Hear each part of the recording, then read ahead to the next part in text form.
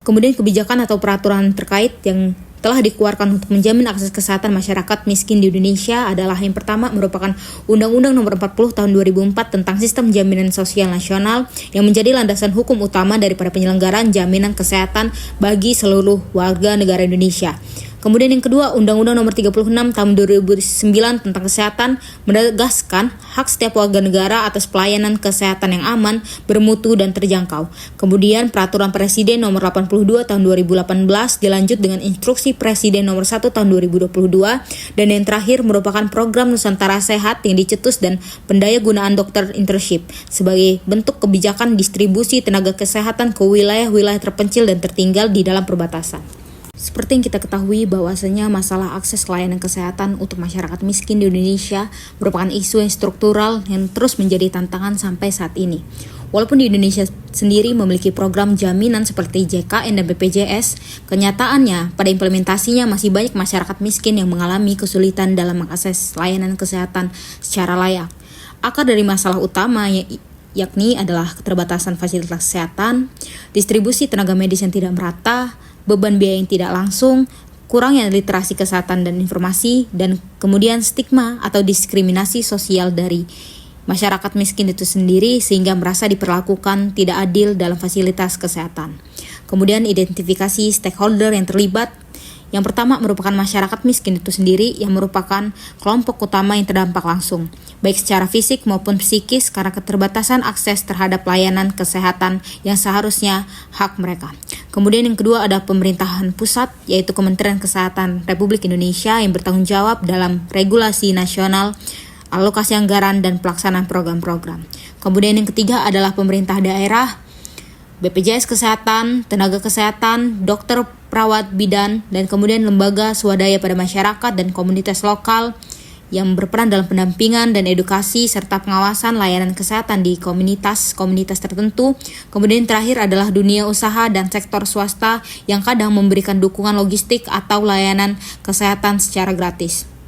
Kemudian kebijakan atau peraturan yang terkait tentang untuk menjamin akses kesehatan masyarakat miskin di Indonesia antaranya adalah Undang-Undang Nomor 40 Tahun 2004 tentang Sistem Jaminan Sosial Nasional yang menjadi landasan hukum utama daripada penyelenggaraan jaminan itu sendiri, Undang-Undang Nomor 36 Tahun 2009 tentang Kesehatan, Peraturan Presiden Nomor 82 Tahun 2018, kemudian Instruksi Presiden Nomor 1 Tahun 2022, dan yang terakhir adalah Program Nusantara Sehat. Halo semuanya, kami dari kelompok 4, kami di sini akan menyuarakan tentang sulitnya akses kesehatan bagi masyarakat miskin. Pak, hati-hati yo. Bagi para pekerja keras yang berlomba dengan matahari pagi, Jemur mulai yuk. Turun Kang. Ya badai dengan kategori 4 ini Yuk. datang dengan Bojomu yuk. Bojoku ngapa? ada jaminan kecelakaan kerja. Buat yang banting tulang demi cita-cita yang tersayang. Ada jaminan hari Boleh tua. jadi pilot nggak? Boleh, Nduk. Pokoknya Ibu dukung. hati-hati Pak. Untuk yang memutar roda mengejar rezeki, nggak khawatir jalani hari. Ada jaminan kematian dan beasiswa 2 anak. BPJS Ketenagakerjaan agar mereka bisa kerja keras bebas cemas. Pasti aman, pasti cair, pasti tenang. Perlindungan pekerja sejahtera, BPJS Ketenagakerjaan. Cuplikan tersebut kita dapat menyimpulkan bahwa kesehatan adalah hak seluruh masyarakat, bukan privilege dari kalangan tertentu. Namanya Bu Siti. Anaknya demam tinggi sejak 3 hari lalu, tapi ia belum pergi ke puskesmas. Jaraknya jauh, ongkos ojeknya mahal. Suaminya hanya buruh tani musiman, maka ia memilih untuk bertahan. Bukan karena kuat, tapi karena tidak punya pilihan lain. Kami membuat video ini bukan untuk mencari simpati. Kami datang untuk menyuarakan suara yang tak terdengar, karena kesehatan adalah hak semua masyarakat, bukan kemewahan. Ya ampun ibu, anaknya kenapa? Anak saya sudah demam 3 hari. Kenapa nggak dibawa ke puskesmas bu? Mau ke puskesmas jauh, biaya ongkos ojek pun saya tidak mampu. Saya dulu punya BPJS, tapi bapak sudah dinonaktifkan. Dan sekarang saya tidak tahu cara mengurusnya bagaimana.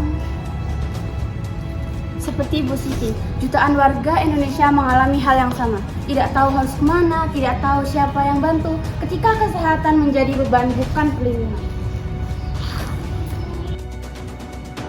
Negara sebenarnya punya kebijakan jaminan kesehatan nasional, Kartu Indonesia Sehat, dan dana desa untuk kesehatan. Tapi kenyataannya, belum semua menjangkau mereka yang paling membutuhkan.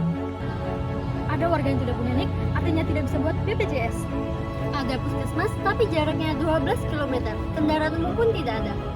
Kami temukan laporan banyak PBI atau penerima bantuan iuran justru salah sasaran.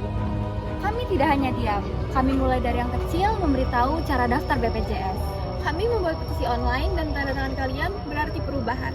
Kami memberi surat terbuka ke Dinkes dan BPJS, dan kami menuntut puskesmas keliling ditambah di daerah padat penduduk. Masalahnya bukan hanya uang, tapi sistem yang belum hadir secara merata. Kesehatan seharusnya tidak bergantung pada domisili atau status sosial. Kami tidak akan berhenti setelah video ini dibuat. Kami akan terus menyuarakan melalui video agar kebijakan tidak hanya indah di atas kertas. Kami percaya jika satu orang saja yang bergerak tidak akan berhasil. Tapi jika banyak yang bergerak, maka perubahan tidak bisa dihindari.